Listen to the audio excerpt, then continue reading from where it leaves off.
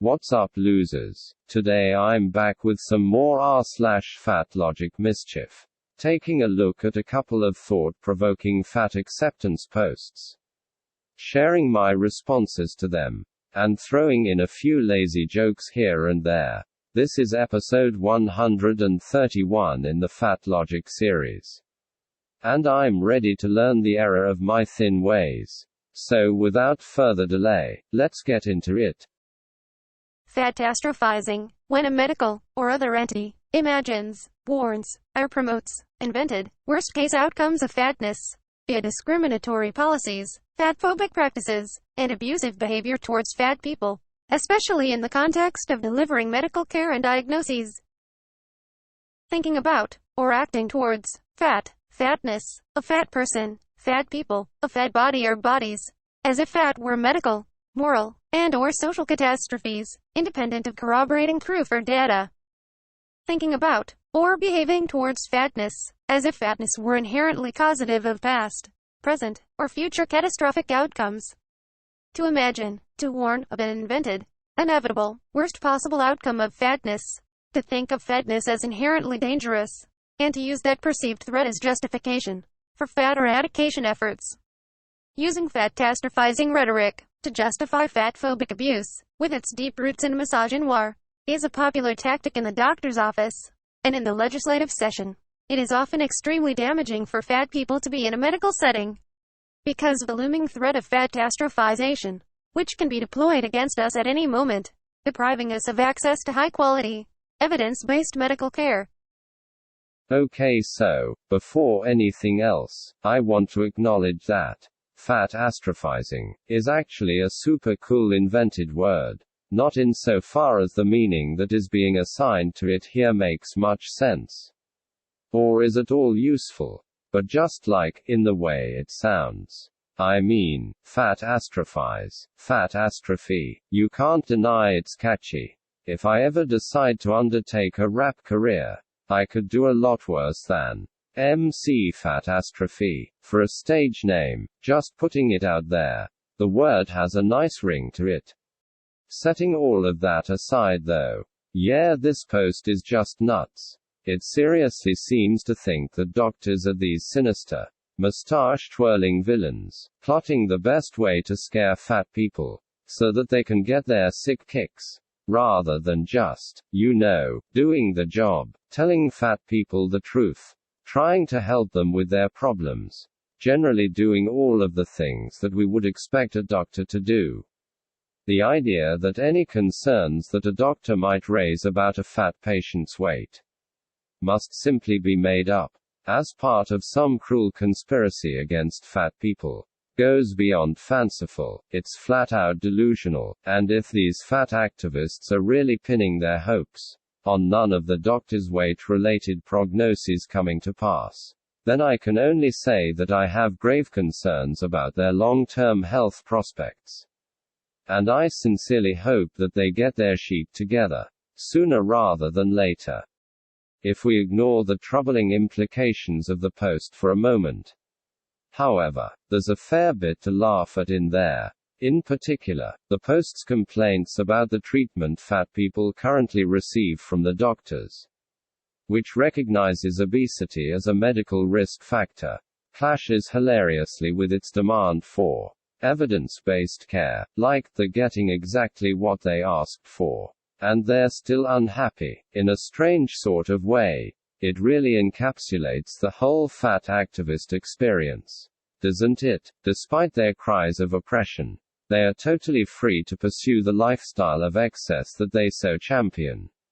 Yet if social media is anything to go by, they're still totally miserable, and on constant lookout for something else to get upset over. In other words, they've made the bed, they've told us all how comfy it is, but for some inexplicable reason, they just refuse to lie in it, and they'd rather yell at the rest of us for not bringing them a glass of warm milk or some shit, haha. Perhaps the funniest part of the whole post, though, is at the end, where the poster warns us about the quote, looming threat of fatastrophization that is being used to justify abuse of fat people. and deprive them of proper medical care. Forgive me, but doesn't that sound a lot more like catastrophizing than a doctor simply informing a patient of the risks and potential outcomes of obesity? 'Cause it sure does to me, haha. So the real question at the end of all this is, who's the real fatastrophizer here? Hysterical fat activists, or everyone else? I guess I'll leave that up to you to decide. Why do girls think fat girls can't sleep with the same men they sleep with? Because then women's fat phobia instills in them the idea that they should be rewarded with desirability for not being fat. Because if fat women are desirable, what then is the point of fighting to fit the conventions of desirability? Yeah, I don't know about that, Chief. I don't think that being sexually desirable to men is the only reason for women to want to be thin. And frankly, I find that suggestion crushingly depressing to even consider. Like, women want to be healthy. Women want to be fit. Lots of women want to engage in sports or other physical activities for which mobility is a requirement. And lots of women just want to look good because they want to look good, not because they are worried that if they aren't thin enough, no men will want them. Don't get me wrong, I'm not saying that there's anything wrong with wanting to look hot to entice men. It's totally normal and fine to have that as an objective. You do you, but the way this post just assumes that this is all women could possibly care about really doesn't sit right with me, and I'm not even a woman myself, haha. It's just so limiting, and as far as I'm concerned, it says a lot more about the fat women who level these accusations than it does about the thin women they target them at. I mean, what even is this post? Other than a thinly veiled excuse for fat women to brag about the fact that yes, they do, in fact, have sex. There is indeed someone out there who is willing to have sex with them. What an unbelievable triumph. Right, they sure owned those thins this time. The fact that this is something about which they are so proud that they are going around boasting about it online tells you all you need to know about the insecurity these people have about their own desirability. Because if the best thing you have to say about yourself is that you have sex, you really mustn't have too much else going for you. Or at least, you mustn't see much else of value in yourself. And, I don't know, that's just kinda sad. Oh yeah, and it's also kinda sad that these people are apparently only concerned about fatness as a factor that might potentially affect one's desirability, and couldn't care less about its implications for a person's health and well-being. Because, to me at least, those seem like much more important things to prioritize than basic frickability. But what would I know? Right, size. Moving on.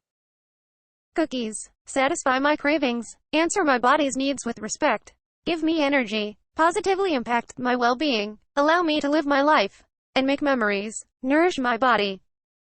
Cookies. I eat them any time of the day. And when homemade, I'm sure to eat a couple as soon as they come out of the oven. Even if I don't totally feel like them at that moment. Because they're just so delicious when they're extra hot and fresh out of the oven. I can't resist. Damn, and I thought I loved cookies. This poster is really taking things to a whole other level. Like, they don't just enjoy the cookies. They don't just find the cookies tasty and satisfying. They feel personally respected by the cookies.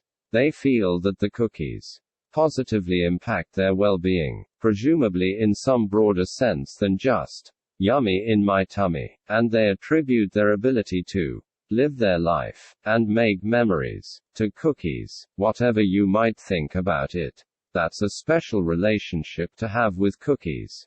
There's no two ways about it.